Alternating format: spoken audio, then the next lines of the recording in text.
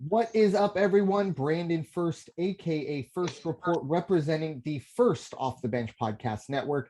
Everyone comes off the bench.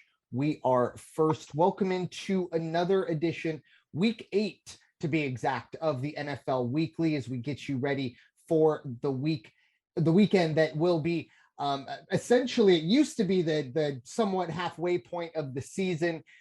Next week will be that new halfway point as we have 18 weeks this year. To help me break it down with me, as always, is my co-host. We will have Coach Brandon Lupian hop on here in a little bit, but for now it'll be myself and Raider Jim Martinez. You can find Raider Jim at Raider Jim 1090. How are you doing tonight? I am doing well. Raiders sitting on top of the AFC West. I haven't said that since 2001 or 2002. Yeah, and it's been impressive for me. It's not.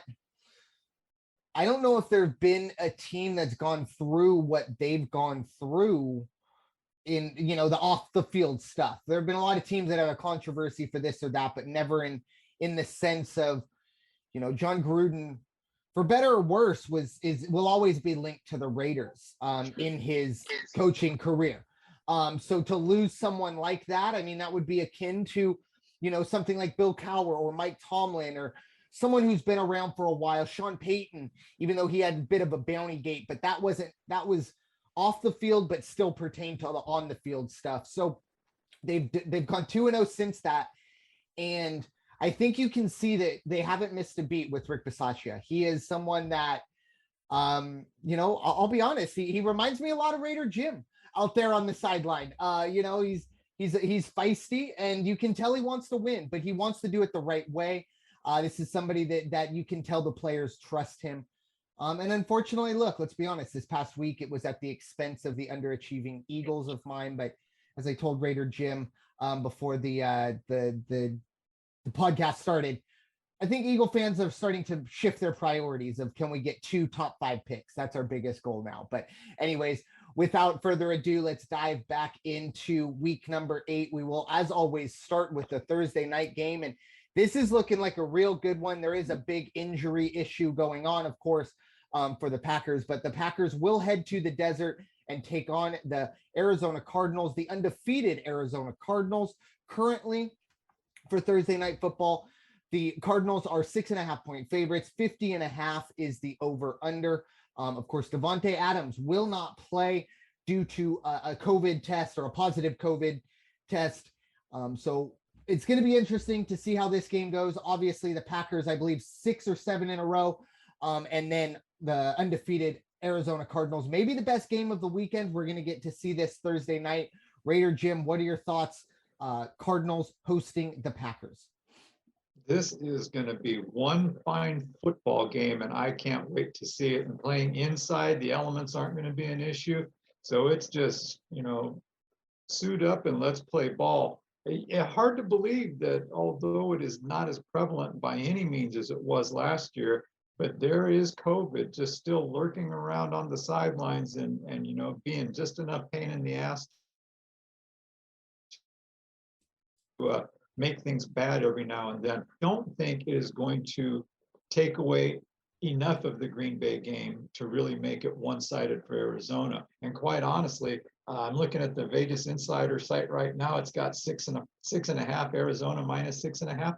I will take Green Bay plus 7 on that one and take the over 50, because I think it's just going to be a nice, high-scoring Aaron Rodgers game. And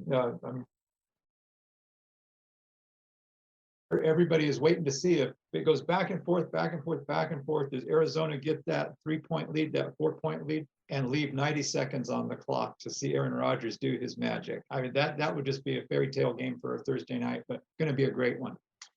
I agree. J.J. Watt will also miss this game for Houston. I don't think it's that. I mean, it's a big deal, but it's not the whole that losing Davante Adams. And I agree with you actually wholeheartedly. I even have it on my spreadsheet, Green Bay plus 7. I'll buy that half a point to, if Kyler goes out and gets it done and then win by a touchdown, we'll go our separate ways with the push. But I think Green Bay, Aaron Rodgers, short week. I think Green Bay actually comes out of here maybe with a victory. I as good as I think Arizona is, essentially we're getting to the point where you have to ask yourself, do you think Arizona is going to go 17-0? And I think the answer to that is a profound no for a multitude of reasons. And when you get to that answer of no, then your next question is, well, who are they going to lose to? And then it dwindles down. And I think this is definitely one of those games. Obviously, you have Aaron Rodgers, who is, Superman out there on the field most of the time. With Patrick Mahomes' struggles, he might be the most, exciting or unpredictable quarterback out there. And on a short week, you're going to have that veteran savvy that he's just going to be able Right. with Randall Cobb. I expect Randall Cobb to have a big impact. This is somebody who's worked with Aaron Rodgers a lot in the past. It's that unspoken communication. They can go in that 30 seconds, of a TV timeout. They can talk about something real quick, make a real quick adjustment. And I think Matt LaFleur has, and he's always been really good about this, maybe a little bit last year in the NFC title, but he's allowing Aaron Rodgers to just kind of let him do his thing. He'll control everything else, but for the most part, Aaron Rodgers is king of that castle, and he's accepting it. There might be other coaches that would, want to say, no, this is my team, blah, blah, blah. This is a Packer team that I think is very dangerous. And this is a measuring stick for Arizona. If they can go out and win this game, not even worry about covering the spread, but if they can go out and win this game, they will get my attention. They already have my attention, but for somebody that could really be a Super Bowl contender.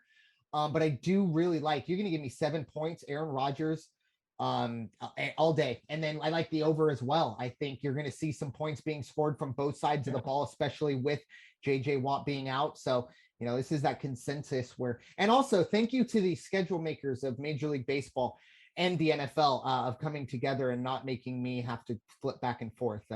We can enjoy, or at least enjoy tomorrow night's game with no World Series in the background. But looking at Arizona's the future for Arizona after tomorrow, their next 5 weeks after that are 49ers, Carolina, Seattle. They have a bye, and then it'll be Chicago. So if they can get past Green Bay, they've got a clear shot to possibly be 12-0 going into December. And that would be. And the teams that they would have knocked off. And even at that, after that, their biggest game against the Rams. Exactly. They get through that undefeated or whatever. You've already then eliminated the Niners and the Seahawks from any division contention at that point. If you win those games. And like you said, at the very least, the Rams go on, they go 14-2 and somehow, some way sneak their way in. But Arizona gets through here. Like you said, that's a great point. Looking ahead, they could really be, I don't want to say scot-free, but they could be well on their way to a division title, let alone possibly an undefeated season. So they set the table themselves very well. Yes, definitely. Moving on to the AFC West. That'll be, of course, Raider Jim's jurisdiction. We'll start out at SoFi Stadium. It'll be the New England Patriots heading to Los Angeles to take on the Chargers. The Chargers are 5.5-point favorites coming off of their bye. They are, 52. The over-under is 49, I should say. Over-under 49. Raider Jim, what are your thoughts? New England heading to face the Chargers, Chargers being 5.5-point favorites. Yeah, sometimes in boxing, what you'll do is you'll see a top 10 guy, a top 3 guy, a challenger, a title challenger, and they're going to have a big fight. And months before that, they set them up with this Hammenegger guy that they know they're going to beat, but a confidence builder makes it look good. That's what the Patriots got last weekend. And they took advantage of it, and they ran it up. And they're going to come out to the West Coast with that mentality, with Belichick telling them, see, you guys can do it if you want to. On the Chargers side of the ball, the one thing against them, I think, is they are actually not against the Chargers. Well, it is going to work against the Chargers, but New England has had 2 losses, 1 score losses, and 1 was against Tampa Bay, 1 was against Dallas. Pretty darn good quarterbacks on either side of that. So they kept it close against the Cowboys, kept it close against Tom Brady. Now they're going to go Herbert, and I think this is a different deal. And at 5.5, Chargers are 5.5. Give me the other half point. Give me the Patriots +6 in LA. And I think the Patriots are going to be able to score against the Chargers. So what do we got for the over-under right now? It is 49. Yeah, I'll even give you the nod on that one because I think it will go, more like 52, 53, something like that. Yeah, this is an interesting game. Obviously, these two franchises 2 or 3 years ago looked a lot different, notably, obviously, at the quarterback position. And for me, I'm with the Patriots. They're kind of that bully, that average size bully. They're going to beat up on the Jets. They'll beat up on the Dolphins. They'll beat up on those other teams. But as soon as, and I don't know if the Chargers are that big bad bully, but they've certainly played that way lately. Now the Baltimore game notwithstanding, that was unfortunate. But they've always struggled going across country. I think we talked about it on the podcast. That a big reason why we took Baltimore, at least I took Baltimore, was the struggles that the Chargers have, not only going back east, but also playing at that 1 o'clock / 10 a.m. time slot. That's just kind of tough for West Coast teams to deal with. The Patriots aren't really going to have that problem going back east. And this is another one of those games where, this week, I think for the Chargers coaching staff, they have to put some silent count situations under control. There are going to be a lot of Patriot fans in Los Angeles. As we see a lot of these, bigger fan bases be able to invade into SoFi when the Chargers are playing there. So we'll see how that goes. However, Justin Herbert, when he's ready to go and he's not put into a situation where they're forced to be one-dimensional, and I don't think New England is going to do that like Baltimore did. I think Herbert can kind of hand the ball off when it's needed and then also use the short game. I felt like once they got behind against Baltimore, he was asked to just air the ball out, and he can do that most definitely.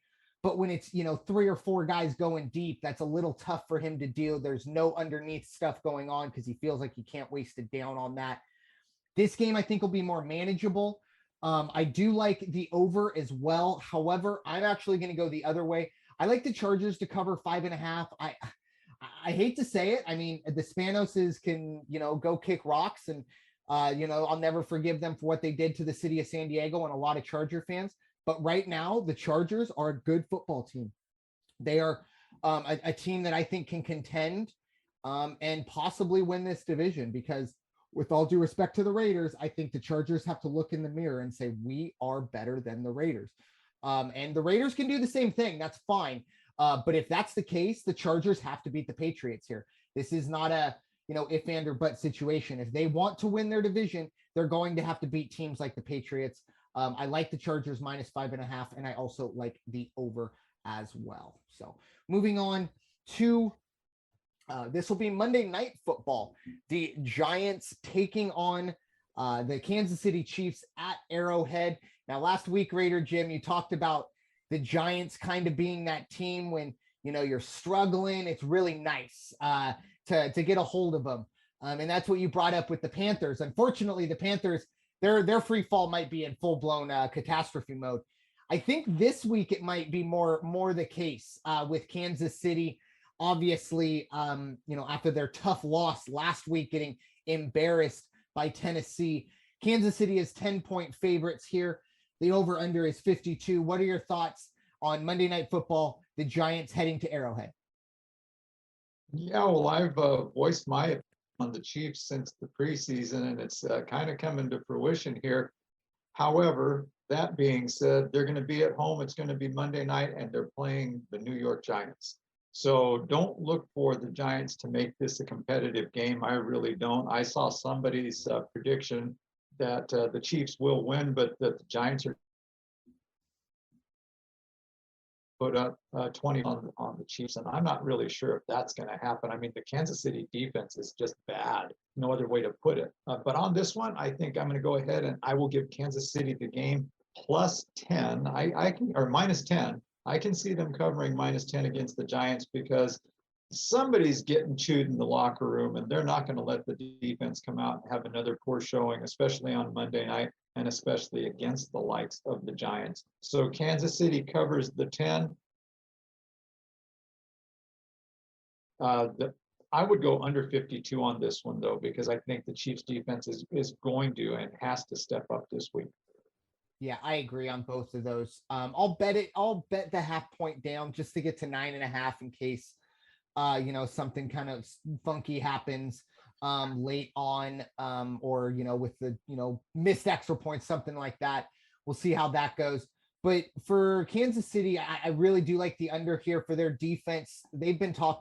Now, Mahomes leading the league in interceptions has to be a big concern, but there have definitely been some interceptions that, whether it's him maybe slinging the ball in there too hard, things like that, not all those interceptions are on him. There's been a lot of drops that, are just right into the hands of the defenders. So you can't put it all on Mahomes. Is he the MVP candidate we've seen the last couple of years? No. But for the defense, they have been bad in pretty much every game they've played this year. So they have to step up, and this is that moment, I believe, like you, for them to kind of get some confidence against an offense that really, really does struggle. They did what they needed to do last week, but like I said, Carolina, a much different animal than Kansas City. Say what you want about Kansas City, but they are still leaps and bounds better than the Panthers. So yeah, give me Kansas City minus 9.5 just to cover myself, and the under 52 as well. I don't think New York scores enough points to get us up there, and I don't think Kansas City needs to score enough points to get there as well. So moving on to the other AFC West matchup this week, it is the Washington football team heading to Mile High to face the Denver Broncos. The Denver Broncos are 3-point favorites, and the over-under here is 43.5. Raider Jim, your Raiders are on a bye, so this will be our last AFC West game of the week. What do you like? Denver -3 hosting Washington. Yeah, when I'm pretty sure that we had a consensus among the three of us that we all were under the impression the Washington defense was going to be very stout and keep Washington in the game and keep them up as contenders. And boy, they just have not been there. They're giving up 30 points a game. Broncos aren't that good. Broncos have not lived up to the hype either. To look at their record at 3-4 is a bit surprising to me. It's a head scratcher. 1-2 at home right now, but against Washington, I think they're going to have a fine game. -3, I'll take Denver -3 on this one because Washington many points. Bridgewater pressured the last few weeks, but I don't think that's going to be the case this time around. And I don't know how productive Washington's defense is going to, Washington's offense will be. I've got 44 on the Vegas current line. Denver -3. I'll take Denver -3, and I think I will go ahead and go under on this one as well. I don't know what the weather is supposed to be in Denver. Let me see. I don't think there's anyone on nothing that should. Yeah, I agree with you here. I am once again going to, the 3 points, just bet myself down to 2.5, just to cover myself there. Denver is a team that's in free fall. They've obviously been struggling of late, and Teddy Bridgewater, a lot has been asked of him, a lot of questions. I agree with you on the under here as well. I just think two struggling offenses, whether it be darned or not. I mean, it's going to be very, very interesting. And this is an opportunity, like things were for Kansas City's defense. For Washington, this is their offense, or their chance for their defense to just kind of look in the mirror and go, look, everything that's happened has happened. They're going to keep talking, whatever, but there's enough talent in that locker room, no matter what, for them to kind of turn this around, right this ship. And look, if you're in that division, you have to look around and go, guys, we have a really good shot at finishing second in this division. And if that's the case, anything can happen. You could be a wild card team. You never know. So they have to kind of right this ship. This is a very winnable game for Washington. However, I just think the quarterback play has not been good enough from Heineke. And once again, like you talked about, and to be fair, look, if you would have told us Washington is going to give up 30 points a game, we could have said no matter what Taylor Heineke does, this team isn't going to be very good because they're not built to score 31 a game. So it can't all fall on him. However, it is magnified when you are giving up 30 points a game because you're expecting him. And it's just not going to happen for Taylor Heineke. Unfortunately, he's up against it. But I do think Denver gets back on track here. They win this game, maybe by a field goal. That's why I kind of like them to cover the 2.5. I do also like the under 43 and a half. Both defenses, you know, when you say what you want about Denver's defense, but they've always been there. They're stout, and there's that built-in advantage. Let's face it. Once every 8 years, Washington has to go 2 Mile High, where you know it is difficult to acclimate yourself to. That is a true home field advantage. Besides this, the crowd. It is literally Mother Nature teaching you something that you can't really experience unless you play regularly in Denver. So moving on to the the NFC East. We will start on Sunday Night Football. It'll be Dallas heading to Minnesota. The Cowboys are 2.5-point favorites. Currently, the over-under here is 55. Big number there in terms of the over-under. I'll get this one started a little bit more in my jurisdiction. For the Dallas Cowboys, you know, I'll try and stifle my disgust as I speak praise towards the Dallas Cowboys, but this is the team that I think a lot of, you know, neutrals, or at least, you know, people have been expecting to see from this team. Everyone's playing up to expectations. Dak Prescott, look, very kind of like a dark horse right now for MVP.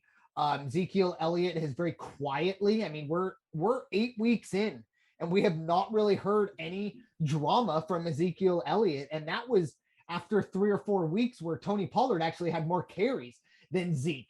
So, you know, there's something going on in terms of, you know, the humility aspect. We'll see.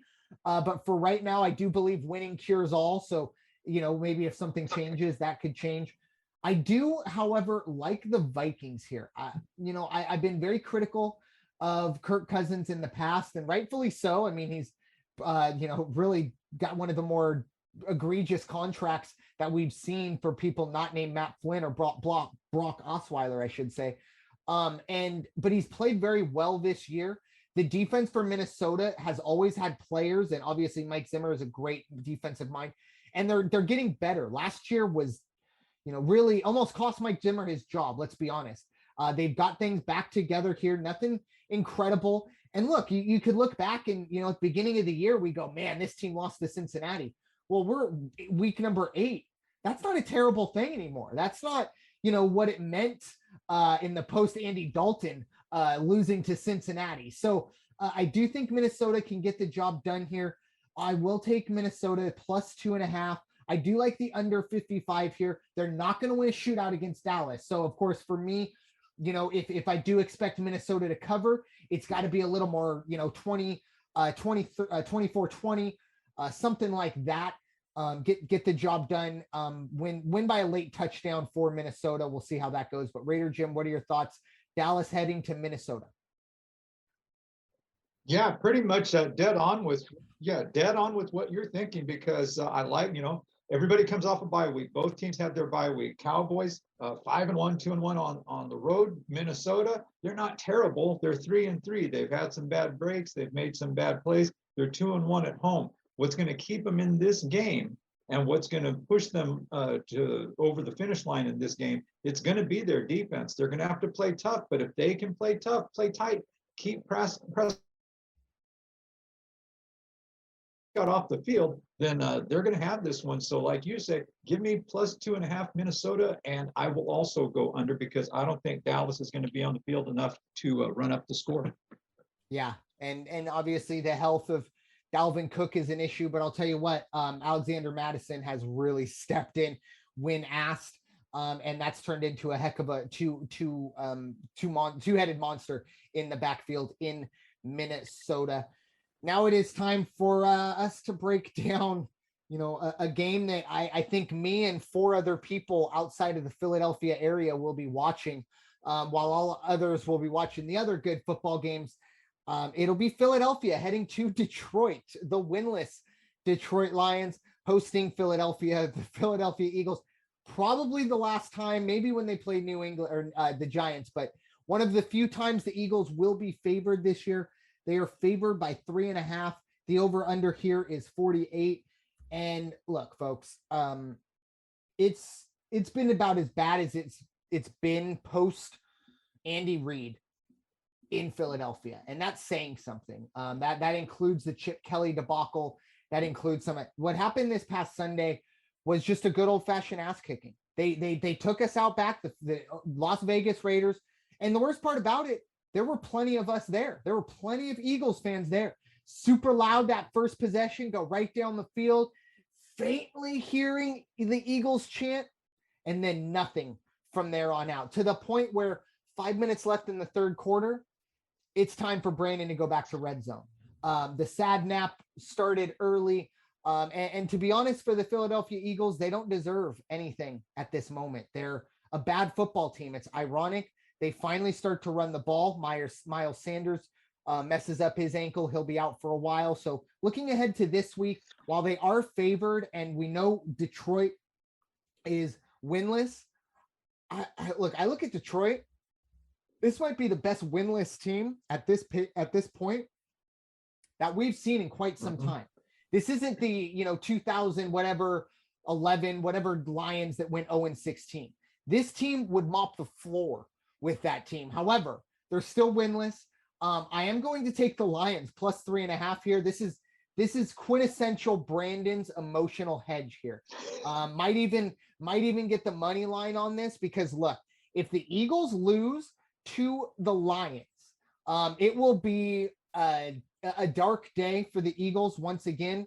But it's looking at the draft now, hoping we can get as many top picks as possible. Obviously, we have Miami's no matter what, and Indy's barring Carson Wentz continuing to play. But I think Indy's going to be a little later. I think they'll even out, get a little closer to 500. But for the Eagles, there's nothing really looking ahead in terms of playoffs, anything like that. At this point, Nick Sirianni came out with a quote just about 20 minutes ago. He said there's growth under the soil. Folks, if that doesn't sum up the Philadelphia Eagles in 2021, I don't know what does. There's growth under the soil. If that matters to you, congratulations, but it doesn't matter to me because we play football above the soil. So I'll take Detroit plus 3.5. In terms of the over-under, I'm taking the under here. I think two really bad offenses. The one thing I will say, the Eagles defense, the game plan, at least in the passing game, very, very vanilla. That is perfect for Jared Goff. I don't think his football IQ is very high. So when he doesn't have to make those pre-snap reads, I think that helps him. That could be taken into account. But once again here, I like the under until either of these offenses prove that they can put up 17 or more points in real time, not garbage time. Then I'm not going to worry too much about the over-under here. But Raider Jim, what are your thoughts? Philadelphia, the road favorites, minus 3.5. The one thing I've always appreciated about doing this podcast with yourself and with Coach, and when we first did the 10 thing, I would get on week in and week out when the Raiders were just a doormat. And I would always say, I don't make excuses. I'm not an apologist. And that's one thing I appreciate about yourself and Coach. You just tell what it is. And I'm glad you went first, though, because when I was going down the roster of the games, I was like, oh, my gosh, I'm actually going to get on and say, I hate to tell you, to me, the lines are the roulette table. You're at the roulette table and you put your money on red and it comes up black. And 6 times you put your money on red and it still comes up black. And you just can't help it. You keep, because eventually it's going to come up red. So that's my red bet this week. Is I really think Detroit is going to cover the 3.5. I do think it's going to be under because, as you said, nobody can score. I mean, and the other thing in Detroit's favor is, although they are 0-3 at home, 2 of those losses were 1-score losses against teams that are better than the Philadelphia Eagles, and the Eagles don't really have a running game right now. So it's just going to be one of those low scoring. You can go back and check once a quarter to see what the score is or follow it online. But look for there to be a celebration in Detroit on Sunday night. Yeah, I agree. Once again, I think it's going to be pretty rough. And in Philadelphia, they better that coaching staff or something. They better show something different, because I'll tell you this right now: Right. if they kind of refuse to run the ball with Miles Sanders, they're not going to run the ball without him.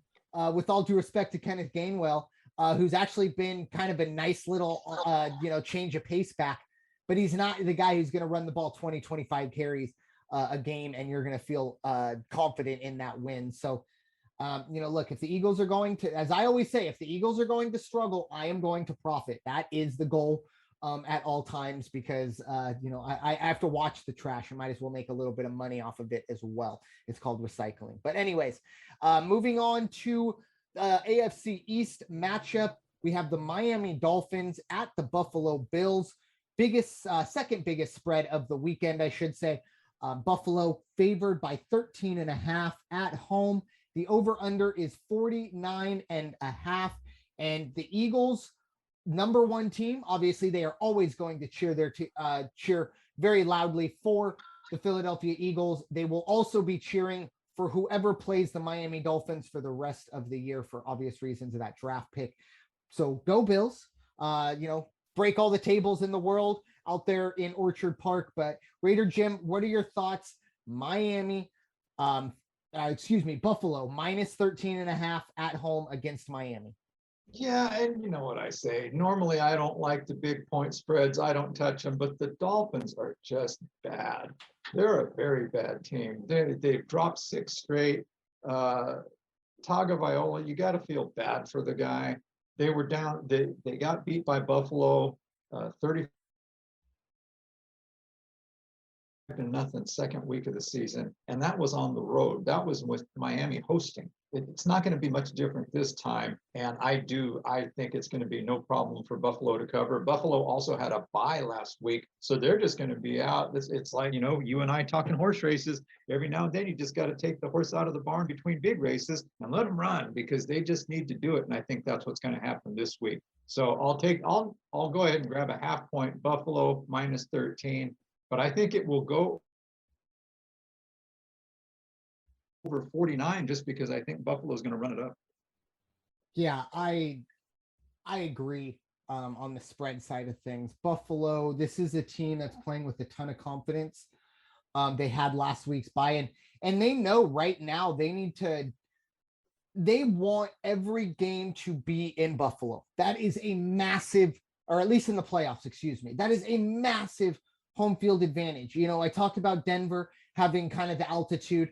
Buffalo, not only the atmosphere, but you want to go anywhere.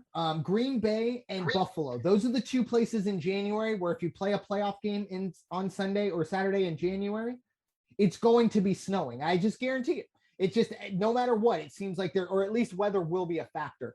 And that team will want to have that opportunity to do that at home. And they know, even with Kansas City struggles, they look at what the Chargers have done, and obviously what Baltimore has done as well. They know they're going to have to put up, 13, 14, 15 wins this year to get home field advantage.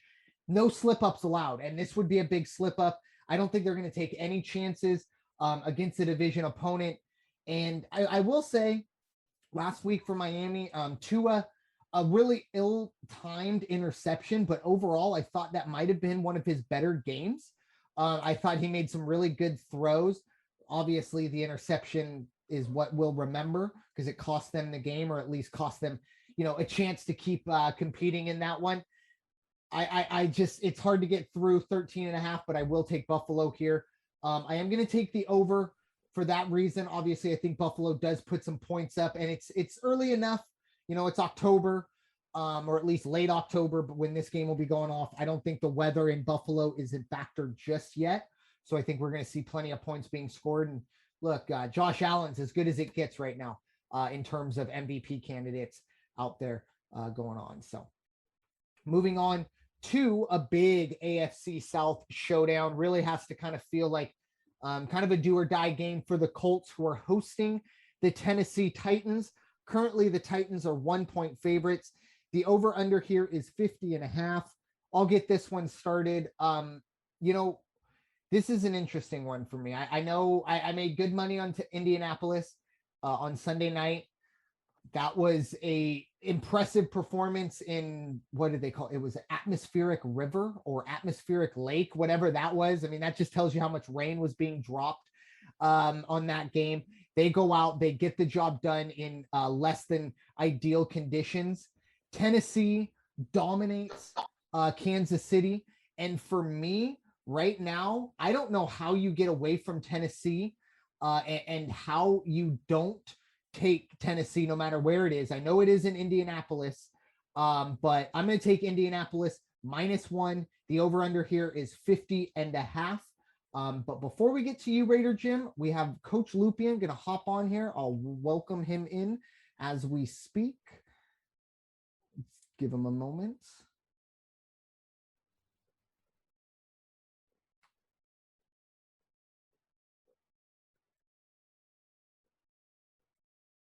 There we are.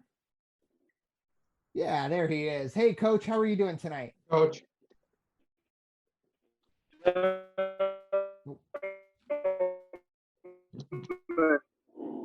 to see some one of those friendly faces next month. I didn't know how to respond to that text. Yeah, it's. I'm glad you're making money, Raider Jim. Absolutely. Yeah, he apologized to me with the USC and the Raider win, but you know, it's all here to make profit and make a little bit of money and enjoy ourselves. The teams are going to suck that are going to suck. Might as well make a little bit of money off of it. But we saved the NFC South for you. But at the moment, we are talking the AFC South. Tennessee at Indy. At the moment, Tennessee -1. Raider Jim will go to you. What are your thoughts? Tennessee 1-point favorites, the over-under being 50.5. Is that one to me?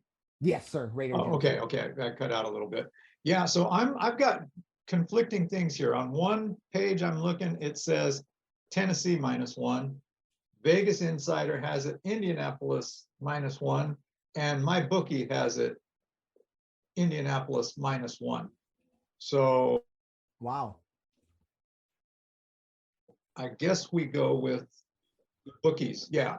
So I'm look, if it's -1, either way, I'm taking Tennessee money line on this one. Tennessee has put it together. I mean, Buffalo was supposed to be, the guys that if you want to compete, if you want to have a shot at the AFC this year, you're going to have to go through Buffalo. Well, they did. And if it wasn't, you're going to go through Buffalo, you're going to have to go through Kansas City. And they did. Tennessee is playing good ball, and they're playing their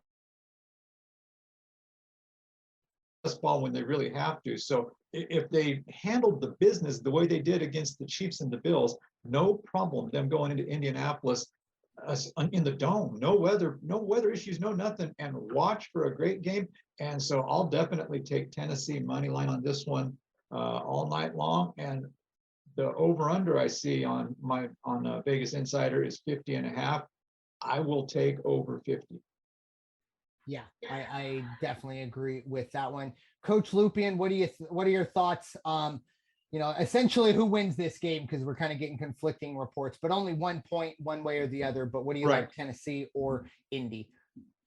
Looking at both teams over the last 3 weeks, both teams have made significant strides. Carson Wentz seems to be finding his footing in that Indianapolis team. I think gets the nod on those two sites because of the momentum they've been building very positively. But one, I can't go against my guy Raider Jim, and two, his assessment of Tennessee is spot on. They're the hottest team in the NFL right now. Not only beating who they've been beating, but watching like the way Baltimore's dropped last week, and I think Tennessee's the team in the AFC right now, riding this hot wave, and I think it'll continue on through into Indianapolis. Yeah, I agree. This is, I think, a big overreaction to the fact that Indy beat San Francisco on national TV. I think the Colts are better than their 3-4 or I think 3-4 record show, but I don't think they're good enough to be favored even at home against Tennessee. I think Tennessee is a superior team, and can't wait to kind of see what Derrick Henry has in store for us. Is, he's probably on his way to another contention for MVP. But let's dive into the NFC South now that we have Coach here to break down the first one. We got Carolina at Atlanta. One of two NFC South games, but Atlanta is 3-point favorites at home, and the over-under here is 46. Coach Lupian, what are your thoughts? Atlanta 3-point favorites over the struggling Carolina Panthers. It's whenever you're at home, you get those 3 points regardless. So it's not a bad pick to look at Carolina and say, even though they're struggling, and even though there's questions with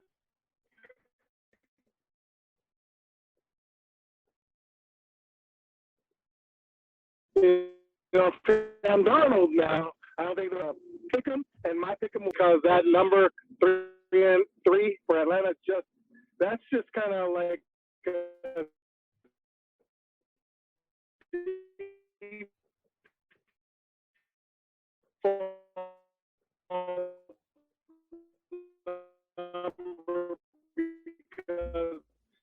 they're playing at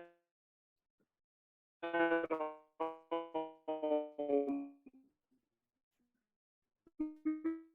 Not really convinced in their ability as of yet. But I mean, it goes to show, whoever's healthy, Atlanta's just bad. And they lose Christian McCaffrey, downhill since then. So yeah, in Atlanta at all. Yeah, and Carolina, I've been a big believer in sometimes people just get film on you, and all of a sudden the Sam Darnold in Carolina silver got out. They figured out how to stop him. He's really struggled since, so much to the point of a lot of talk about, do they go out and look somewhere else to move on from Sam Darnold already? We'll see how that goes. Raider Jim, what are your thoughts? Atlanta -3 hosting Carolina with the over-under being 46. Atlanta started out really bad, really shaky this season, and I think they've turned it around. They've played very competitive. They've played some good ball. Ryan is putting up some good numbers. He's got a couple touchdowns over the last 4 games, only thrown 1 interception. So he's back on track, and he's a good leader. If he can keep them on track at home, which I think he will, then they have no problem covering the 3 points on this one. The 46 is going to be tough because I'm not sure that Carolina is going to have enough offense to do it. McCaffrey would help, but I just don't know. I mean, he's been hurt, he's been banged up, out of the lineup, this, that, and the other. And at this point, I think he's only got 280 rushing yards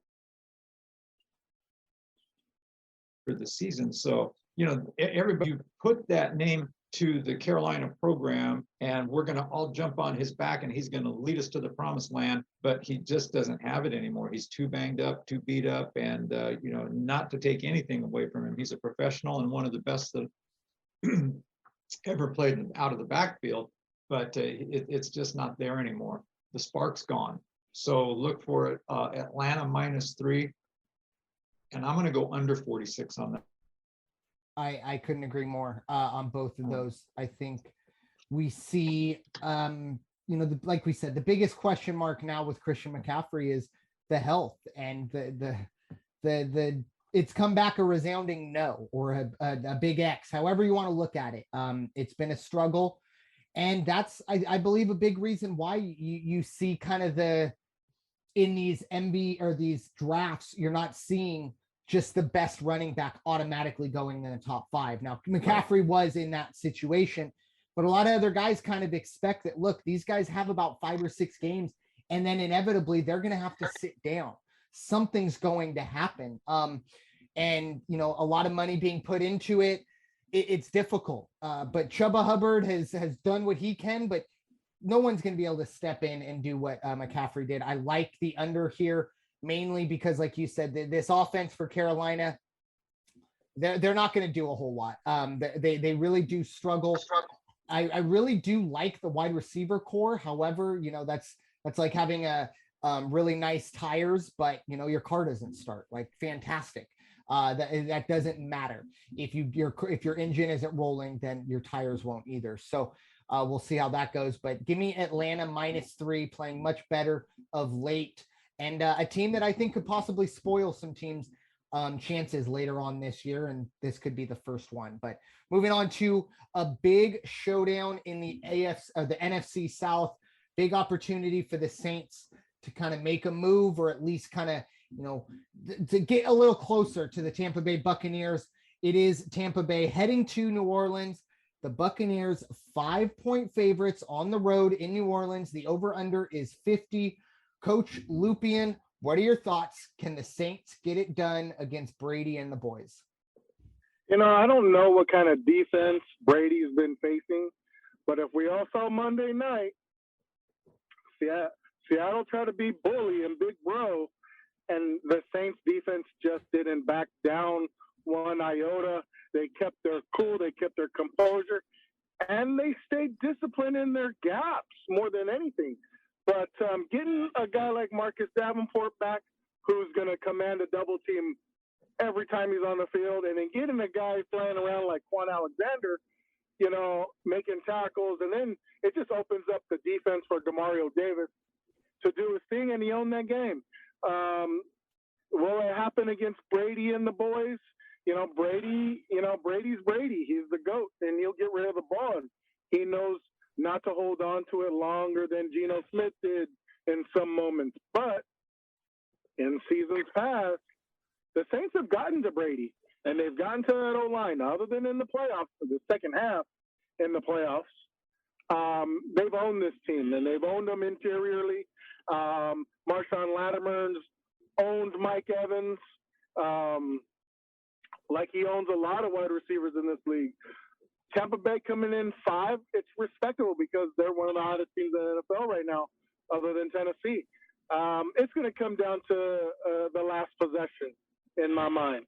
And it's going to be on that defense to hold Brady to not get that 5. I don't think the Tampa Bay covers. It's a field goal at the end more than anything for whoever has the ball last, in my estimation. So what's the over-under on it? Right now we're looking at 50. Yeah, the Saints offense hasn't been clicking like we would like, but that defense is there's no tougher defense in the league, and they're doing their thing. So maybe it's not so much the Saints being able to score as much as the defense being able to hold Tampa Bay. I really like the under 50 on this. Gotcha. Raider Jim, what are your thoughts? Tampa Bay heading to New Orleans as 5-point favorites. Yeah, I'm convinced Tampa Bay is 52 robots that they put in a closet, and then on Sunday they have a big container they open up and say, go play ball, because these guys are just dialed in, and they're executing. And I think New Orleans is coming around. They're back and forth. You're never sure what team, for a couple weeks there, you weren't sure which Saints team was going to be out there. Everybody thought it was going to be the guys that beat the Packers week 1. That's who we were going to see week in and week out. And it hasn't quite been there. I mean, trust me, 4-2 is nothing to that. That's Tampa Bay is going to walk in though, and I have a feeling they will. It started out at 4. It was -4, and it's already moved to -5.5. And then earlier in the week, it went to 4.5 at one time. I might take the half point and get Tampa Bay to cover at -5, and I do think it will go over 50 on this one. I think it's going to be a pretty good game. Yeah, I think it's going to be a good one. I like New Orleans to stay within the 5. I would not be surprised to see New Orleans win this game. I think for the Saints, this isn't, the do or die, but if they lose this game, it's going to be very difficult to win the division. Very difficult. This is their home game. This is their one chance at home to get after Brady, to kind of to introduce him to that noise and that home field advantage. I feel like they have to go out. They're going to throw everything they have at this game. Tampa Bay, you're going to see a lot out of Tampa Bay, but this isn't, Tampa Bay's, Super Bowl in November or, whatever, October. It kind of is right now for New Orleans. They feel like they at least have to get out there and perform well at the very least. Like Coach said, if they go down and, you tie the game and there's 60 seconds left, you just kind of shake your head and go, darn it, let's play some defense. But more than likely, Brady's probably going to go down. They're going to kick a field goal. We'll lose by 3. I'm not a huge fan of moral victories and, things like that, but it will at least build something in the right direction. If they lose this game, like I said, I think the NFC South chance probably goes away, but I think they can look at each other and say, we are a wild card team and we can do something that they did to us last year, assuming that they lose the other, game, but we could say, hey, we may have another chance at these guys in January. And we saw what they did to us last year. We beat them twice in the regular season and they got the last laugh. Let's see if we can do that as well. But I feel like if they go out there and just get the doors blown off of them this Sunday, that will be really, really rough for the Saints psyche. Notably Jameis Winston. But the one thing I will say, it is very, very difficult to run against Tampa. So difficult that most teams don't even try. However, there are very few teams that can get the ball into their running backs' hands in a variety of ways that there are for Alvin Kamara. You don't have to drop back and hand the ball off to him for him. There are plenty of ways for them to get him the ball in either space, behind blockers, things like that. You're looking at essentially kind of a Christian McCaffrey-esque player that can go out and take the ball in so many different positions. So I do think that will help the Saints as well. And look, I'll tell you what, you got Sean Payton thinking plays up. You are going to be just fine as well. And I will take the over as well. I think we're going to see plenty of points being scored. So moving on to, let's see, where we will do the Rams at the Houston Texans. This game is the biggest spread of the week. I think you're going to have to get used to the Texans being a part of the biggest spreads of the week. But the Rams are 14.5-point favorites on the road. The over-under here is 47.5. Raider Jim, I'll let you take the honors first. Well, what do you say about Houston?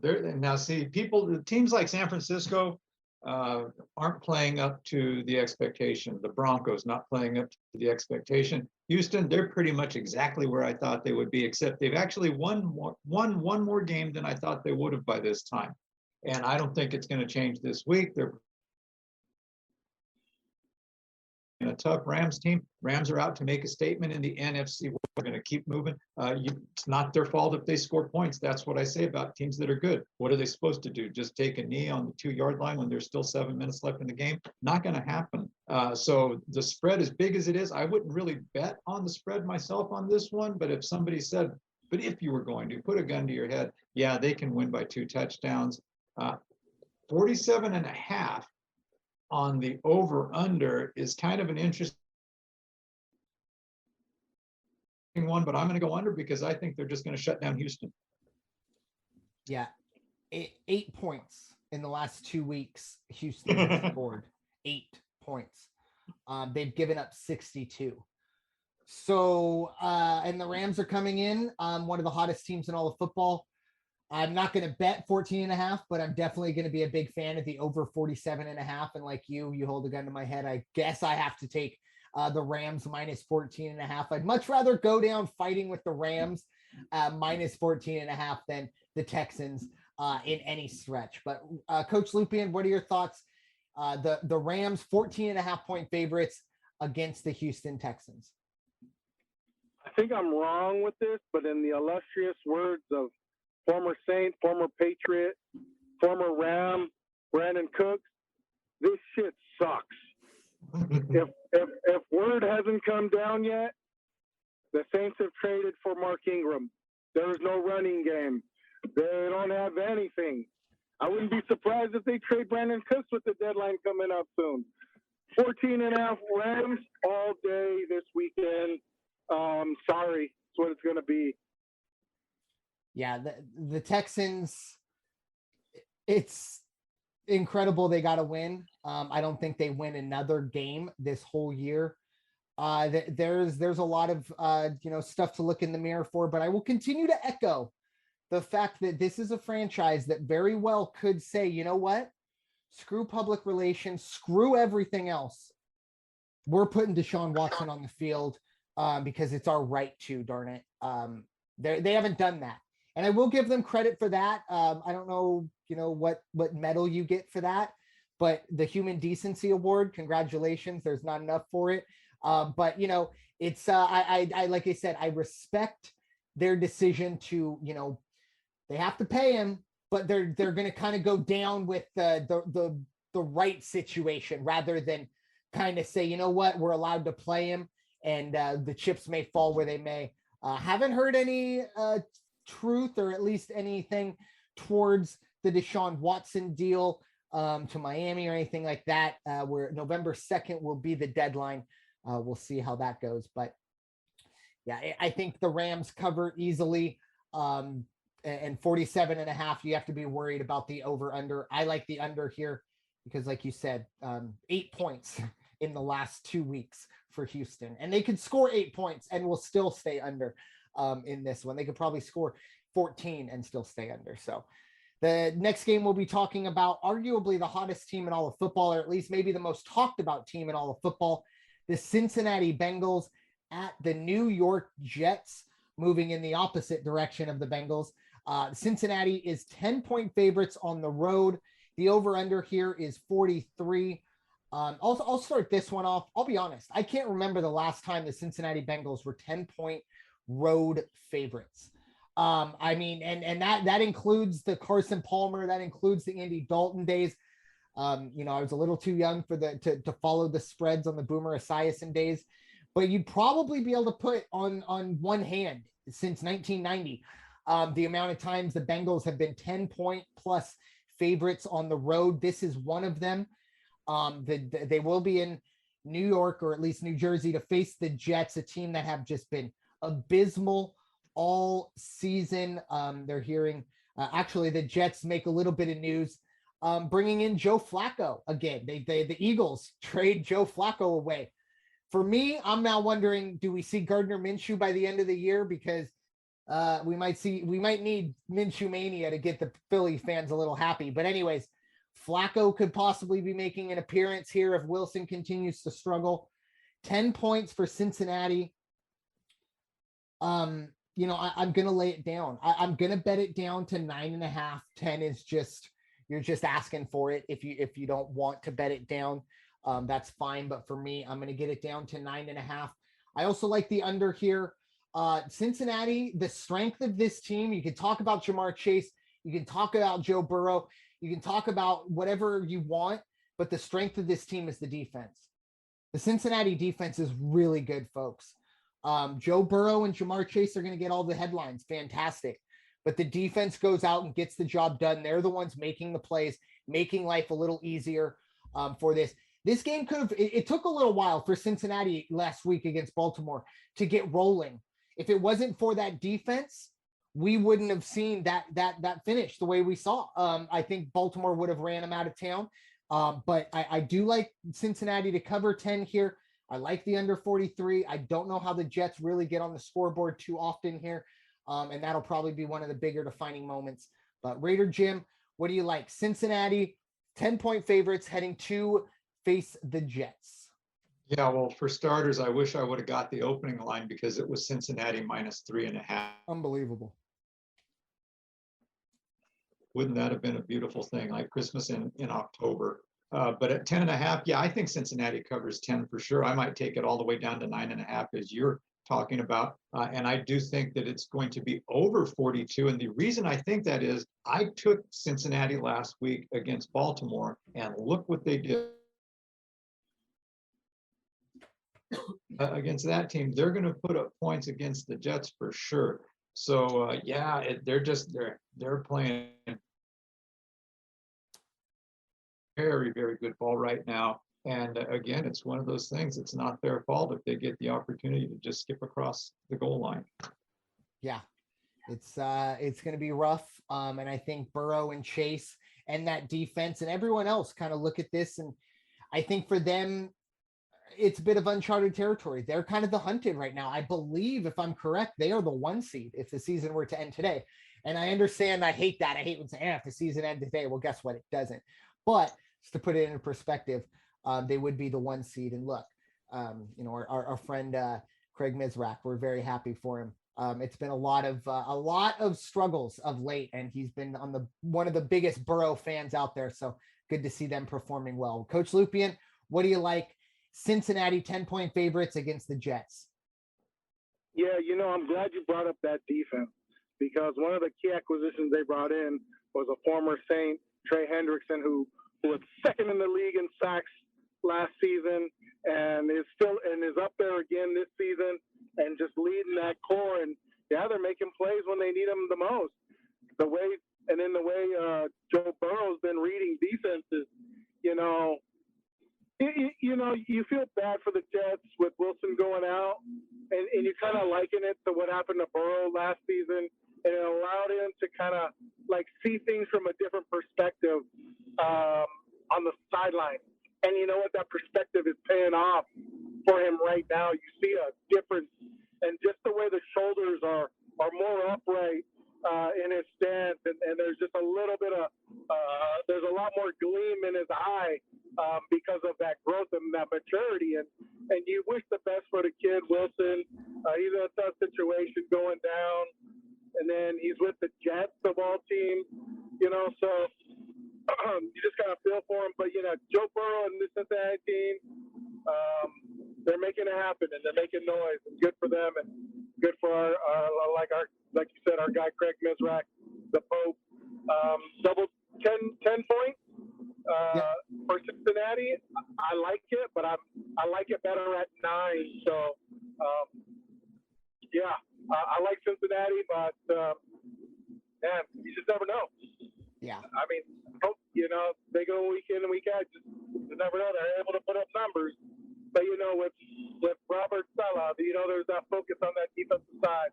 They're going to scheme up as best as possible and try to get at it. So I like the Jets, not the Jets, the Bengals at 9. It's at 10. If you can get it down, 9.5, go for it. 9 even better. So. Yeah, it's going to be an interesting one. And for the Jets, maybe in their defense, they might think, hey, this is a chance we can kind of shock the world and make something happen. But we will see for sure on that one. I don't like their chances. And I think Cincinnati can not only win, but cover pretty easily in that one. Moving on to another AFC North matchup. Pittsburgh heading to Cleveland. The Browns are 3.5-point favorites. The over-under is 42.5. Let's start with you, Coach Lupian. The Steelers heading to Cleveland. Not too often we've seen the Browns be favorites in this matchup, but we see it here. What do you like? The Browns hosting the Steelers, 3.5-point favorites. If they get that running game going, I think that 3.5 is very respectable, and I picked Pittsburgh to cover 3. You might want to get that down and get that half point back. Browns are in a tough spot. They're facing some adversity without Baker, and everyone thought Ben would be a little bit better than Ben's been, but it's still the Pittsburgh Steelers. They still play with a lot of pride. I kind of like them this weekend, just because there's some uncertainties with the Browns. So even if it is in Cleveland, Pittsburgh's shown in seasons past that they're not affected by going out to Ohio. So I like Pitt. Yeah. Raider Jim, what are your thoughts? Cleveland, 3.5-point favorites at home, the over-under being 42.5. Yeah, I think it's going to be Cleveland. I like to buy a half point, take it Cleveland -3. Probably under 43. I'd pop to score just a half a point as well. The difference is going to be for a couple things. One, there is supposed to be rain in Cleveland. One of the 3 games that they actually note that weather could be a consideration. So it's going to have to be a running game. So what does that mean? That means Pittsburgh's going to have to rely on Najee Harris. What does that mean? That means he's running against the number 3 defense, because the Cleveland defense is what's going to keep him in. If they can contain him, if they can keep him, behind the line, gain, the short gains, 1 here, 2 there, it's going to come down to Roethlisberger, and then he's just going to give away the ball. Yeah, it's going to be interesting. I personally here, I like Pittsburgh plus 3.5. I think this team, I don't know if it's like the boogeyman. I know that they kind of exercised some demons, them being Cleveland last year, but Pittsburgh's kind of that team with Cleveland where it seems like every time Cleveland thinks they got something, here come the Steelers, no matter how downtrodden this or that. And then the Steelers just kind of beat them up and they just go, yeah, little brother, you might have, got off to a little bit better start than normal, but we're still the Steelers and you're still the Browns. I don't know if we'll see that same mindset because, like I said, last year, a lot changed with this, the Browns beating the snot out of the Steelers in the playoffs in Pittsburgh. But I do like Pittsburgh to at the very least stay within a field goal here. So I do like plus 3.5. I think the number's a little low here as well. I like the over 42.5. Both defenses are good, no doubt about it, but I do think we're going to see some points being scored. I mean, look, a 24-20 gets us over. So I'm perfectly fine going over there. Give me Pittsburgh to cover the 3.5. I think it's going to be a good game. I think it'd be a lot better if, Baker, I think would be more of a possibility. I think he's done for a little bit. So they're going to have to find other ways to get the job done. But I don't think they drop too much. There's a lot, like Coach said, that run game is always going to be a priority, no matter who is the quarterback. I think they can get that working and possibly get us over the over, but still have Pittsburgh cover in my mind. But moving on to the San Francisco 49ers at the Chicago Bears. Very few teams that are lower than the Chicago Bears in terms of morale right now. The 49ers are 3-point favorites, and the over-under here, this is the lowest over-under of the weekend, 39.5. Raider Jim, we'll start with you. San Francisco 3-point favorites on the road as they head to Chicago. I'm not mistaken, San Francisco was supposed to be a contender and challenging for the AFC West during the preseason. That was the press talk. First week, that was the press talk. And wow, you talk about a team that's just underperforming, as is the Chicago defense. So really, this is kind of a sloppy game in Chicago. That's why Chicago would normally be the favorite, but I think San Francisco will win. Do I think they're going to win by 4? Maybe not. Maybe get another half point, take Chicago 4.5, but keep it under 40. Ugly game, just an ugly game.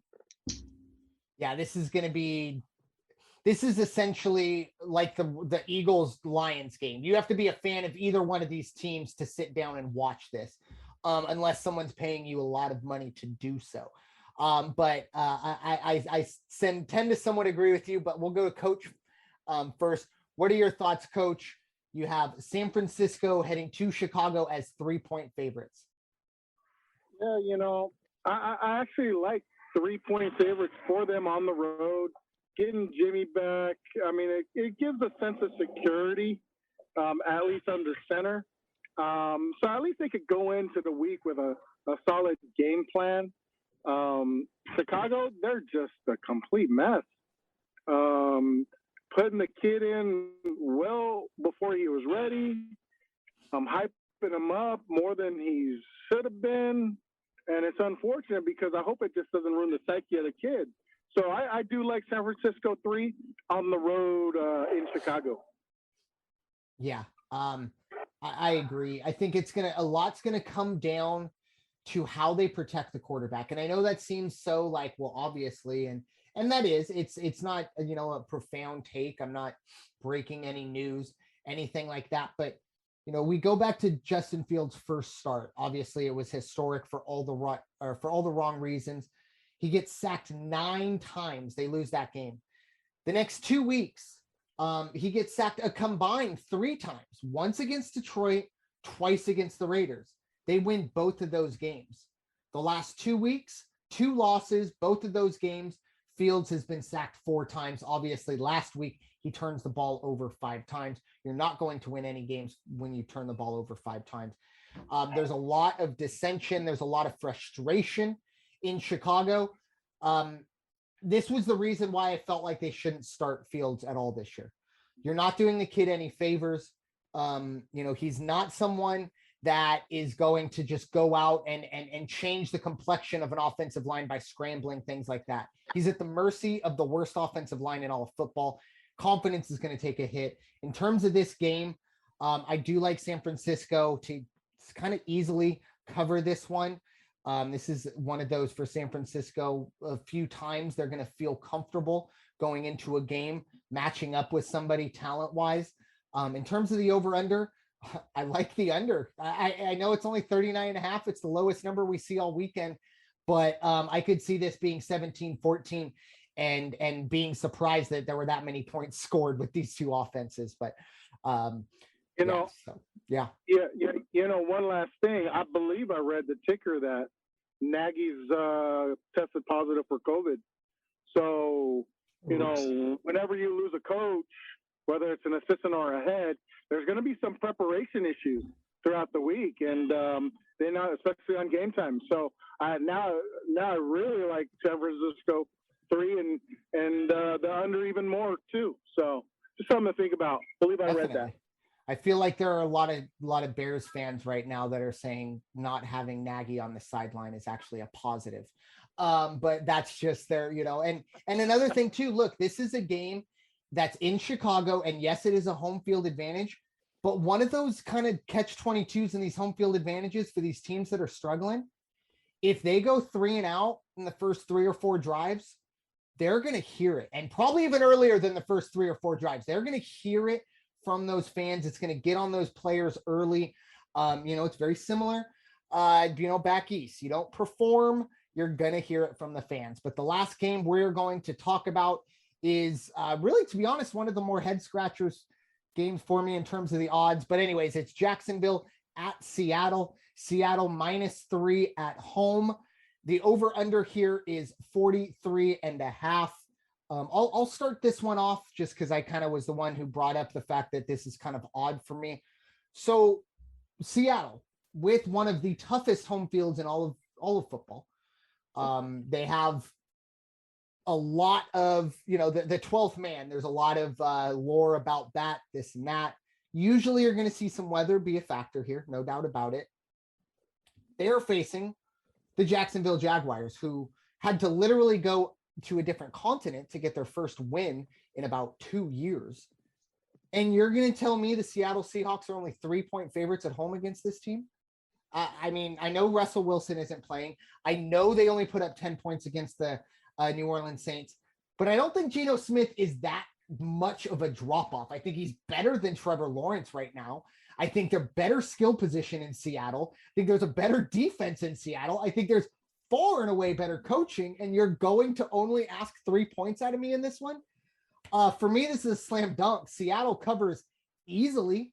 This is a big time head scratcher for me, but I will take it. This is my quintessential free space game.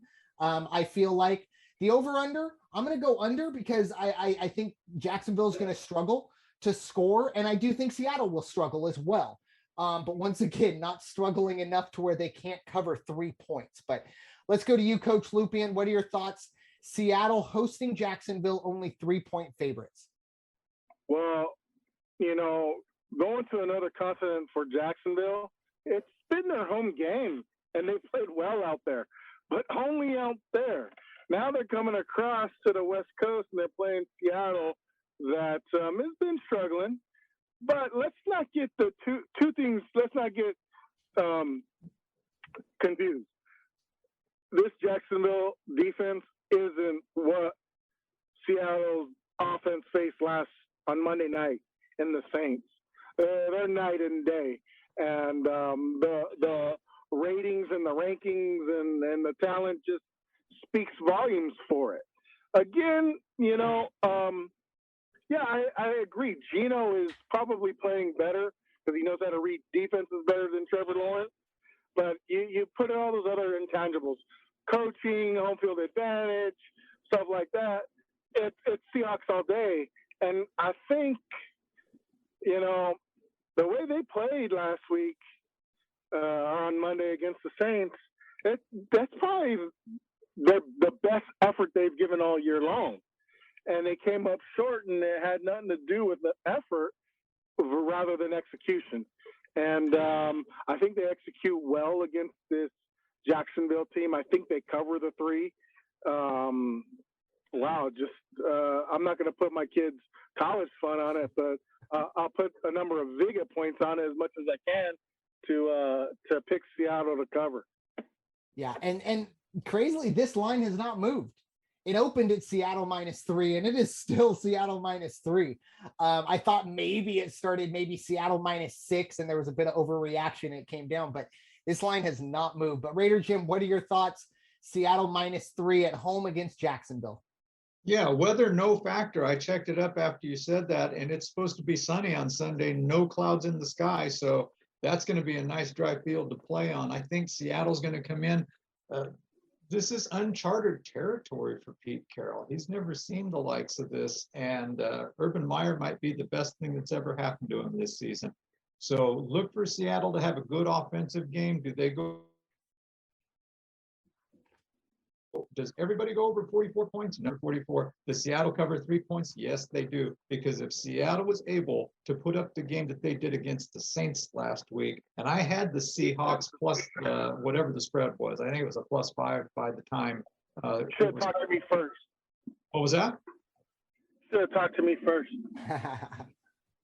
Well, I just had them covering the spread, and that's all I cared about. I hope it was fun, but the spread. So with that said,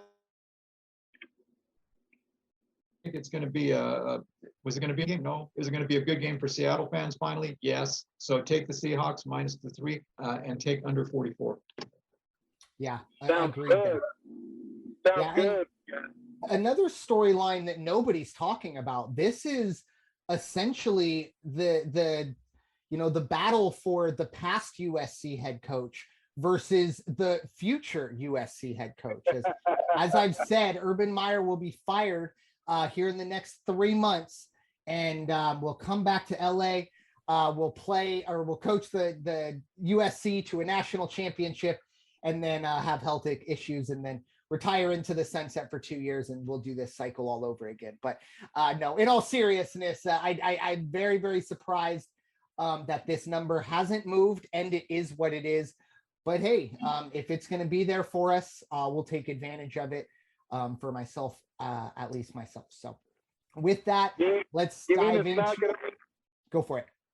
You mean it's not going to be Coach Tomlin as the SC coach? No, God, do not bring that up. He was not a fan of that. My goodness.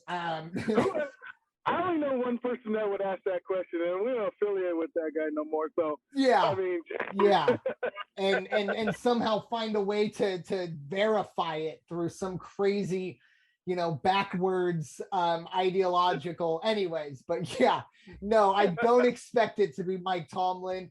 I would say, Steve Sarkisian, Lane Kiffin, co-head coach before Mike Tomlin. And that definitely, neither of those guys should be coming back. But anyways, final thoughts as we get ready, get you all ready for week number 8. We'll start with you, Coach Lupian. Final thoughts. Yeah, week 7 was an anomaly. It was a horrible week for every game moving forward of bad numbers across the line. Looking forward to what these teams do week 8, and good luck to all. And it's good to hear you guys' voice. I miss being on this, and sorry I came in late, and man, just so busy right now. So I appreciate the time, and I appreciate getting back online with you guys, and can't wait till this weekend. Amen. Yeah, we're here no matter what, and we always got that line open for you. It's a nice way to end a Wednesday or end a weekday, whatever day we do this. But Raider Jim, final thoughts as we get you all ready for week number 8. Final thoughts, and bye week be damned. Let me talk about the Las Vegas Raiders.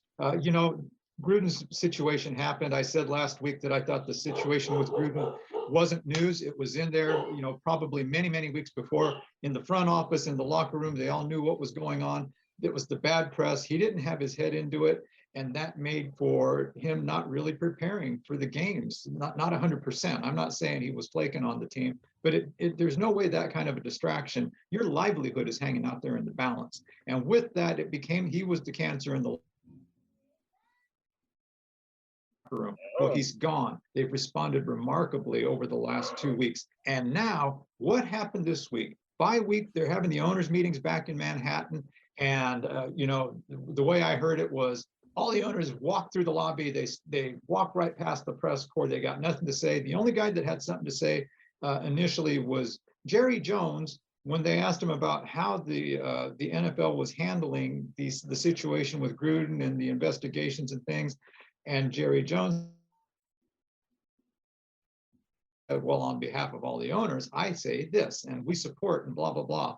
And just minutes later, a guy in a white Raiders jacket walks into the lobby and sits down and talks for 15 minutes and says, yeah, I think there should be a written report. Yeah, I think you do let people know what you're really finding. If somebody was accused of something, who did it? And let's find out what you're really talking about. Why are you really hammering on these guys? Put it out there. If it's out there, it's out there, but let's do, he did everything that his dad might have done. He probably wasn't as harsh as his dad might have been, but it was good to see him be the guy that sat down. And here it is. Maybe the Raiders are going to get the swagger back that they lost when Al got a little too old and Al got a little bit too removed. And if that happens, folks, there's going to be a new sheriff in the AFC West.